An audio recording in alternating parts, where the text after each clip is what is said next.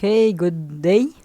So, we are still in our Filipino personality and social work profession. So, we are already on our week 6 of our pursuit of knowing personality. So, our proponent right now, ang studihan natin is si Erick Fromm. Okay? He theorized about social psychological theory. Okay, so the major theme of this theory is all about the concept of loneliness. Sabi nga ni Fromm, ito yung nagsiseparate daw sa atin, sa mga hayop. Nagiging lonely tayo. Now, due to this condition, Fromm called it dichotomies or meaning dalawang magka-opposite na idea. Okay? So, it's a two-horn dilemma or problem that has no solution because none of the alternative it presents is entirely satisfactorily. In terms of that, no? For example, we want peace but we create wars. No? May mga ganun bang nangyayari? It's a dichotomy. We desire mortality, but we find that inevitable. We clamor for freedom as well as human race has gained by its transcendence over nature, but we have become increasingly characterized by feelings of being apart or isolated. So, ganun ba yung nangyayari sa atin? Maybe at some point.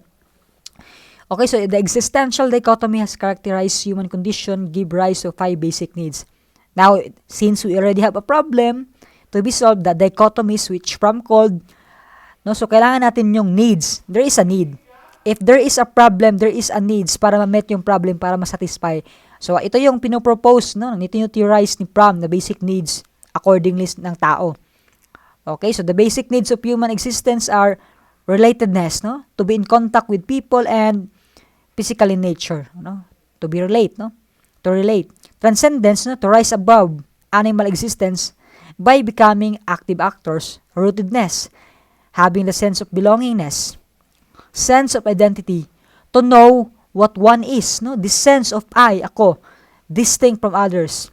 Frame of reference, no? To have stable basis of perceiving the world. Okay? So, of course, no, this is a personality theory. Fromm also has 5 character types. No, these are types is, one is the receptive type. Now, this is masochistic, no? Maybe, meaning, wherein the person believes that the source of all things is outside. So, receptive tong taong to. Meaning, no, he shows positivity, lack of character, and submissive sa lagi. Meaning, tinatanggap niya lagi yung mga pumapasok nung nasa labas ng sarili niya. So, submissive siya. The second one is exploitative, sadistic, no? Aggressive to, no? Kumbaga, hindi to basta nagtitiwala no na tao, no? This trait is expressed to aggression, conceit, no? Good things inside and outside himself does not expect to receive it. Hoarding type, no? Has the tendency to keep and save what one has, no? Typical traits is stinginess, kuripot, possessive, stubborn, matigas yung ulo. Next is the marketing type, no? Treats oneself as commodity, obeying the laws and supply demand. So, opportunism, kung may opportunity, no? Aimlessness, lack of principle. Next is productiveness, no? Sabi dito is the ideal culmination of character types of Fromm. In actual life, no individual represents exclusively one character. So, there are times talaga no na maybe meron kanyan 2, 3, or lahat meron kanyan na type talaga. Maybe depends on the situation lang. Okay? Theory to. Development of personality according to Fromm. Development of personality according to Fromm is more of a function or of the type of relationship between a child and his parents. So, ito talaga mostly yung mga theories ng personality. Nakabase yung theory of development kung saan tayo galing sa relationship natin between our parents. Okay? The following are the 3 types of relationship between a child and his parents. First is symbiotic, mayroon symbiotic relatedness. Failure to attain independence, it signifies immaturity. And pseudo forms of love. Kung nag-failure naman, kung successful naman, okay naman. Withdrawal, destructiveness, negative relatedness, or distant and indifference. Nagkakameron ng withdrawal.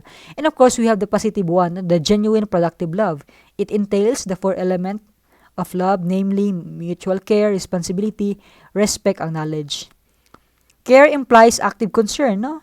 For the life and growth of the loved person. Responsibility denotes an ability and readiness to respond to the needs, no? Responsible, no? And express to the person who is loved.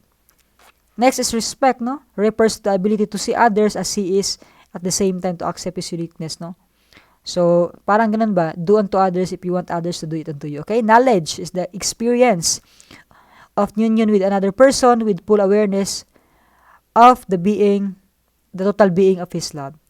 Now, ang beauty from sa human nature is that Fromm believes that human beings are not genetically aggressive. Destructiveness and cruelty cannot be explained in terms of heredity, sabi niya.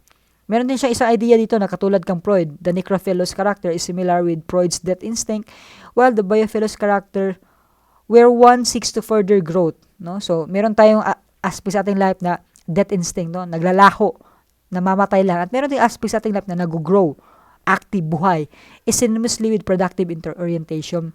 The desire to destroy emerges only when life forces are frustrated. Destructiveness. Ito yung sinasabi ni Fromm, no? Destructive disaggression. No? There are times na pag magulo yung frustrated tayo, nagiging destructive tayo. Sinisira natin yung nasa paligid natin, especially our lives. Is the propensity of character rather than an innate learning. Character siya, hindi talaga siya innate. Okay? So, evaluation sa theory ni Fromm enumerated 5 character types, among which are the first 3 are reminiscent of Freud, oral, and anal character types. So, yung first na yun, no? So, yung receptive at saka yung isa. Fromm emphasized the vital role that society has in structuring and shaping personality, while Freud is attributed the fixation of libido in certain body zones as the basic of future character types. Fromm envisioned an ideal society which he called humanistic communication socialism. It is necessary for the people of the society to develop in a way so as to satisfy its demand. In his book, Beyond Chains of Illusion, Fromm compared the ideas of Freud and Karl Marx. Summary naman dito, human nature is radically different from animal talaga. Now, even though we are mammal, okay, the essence of human nature is expressed as needs for relatedness, transcendence, rootedness, identity, and frame of reference. Human beings created society in order to fulfill the basic needs that arise from the development of one particular culture. In other words, human personalities develop in accordance with the opportunities that a particular society allows. Fromm identifies 5 character types used in escaping insecurity prevalent in modern society, namely receptive type, exploitative. Ito yung parehas katulad ni Freud na anal and oral, receptive, okay? And oral and oral, exploitative. Hoarding, marketing, and productive types. Okay, so ito yun, no? Receptive type is one found in societies where the group finds enjoyment in receiving gratis et more. Okay? The exploitative types rate the value of what he or she plays upon the object. No? Exploitative, directed proportional to the value of others. No? In-exploit yung iba. Hoarding type, evaluates in the terms of physical weight. No? Nag-hoard. Marketing type centers on the superficial objectives such as keeping up with the Joneses. The best is the productive type, which possesses the positive attributes of the other types. The productive orientation refers to fundamentally to an underlying attitude, a mode of relatedness that governs the productive person's relationship to the world. The productive character comprehends the world through love thinking, the elements of which consist of care, respect, responsibility, and knowledge. It goes beyond Freud's why definition of the general character, which simply suggests that the mature individual is capable of functioning adequately and socially, not just Freud kasi it's more on the sexual needs and we are going to satisfy it. Okay, so here's the guide question and thank you and the references.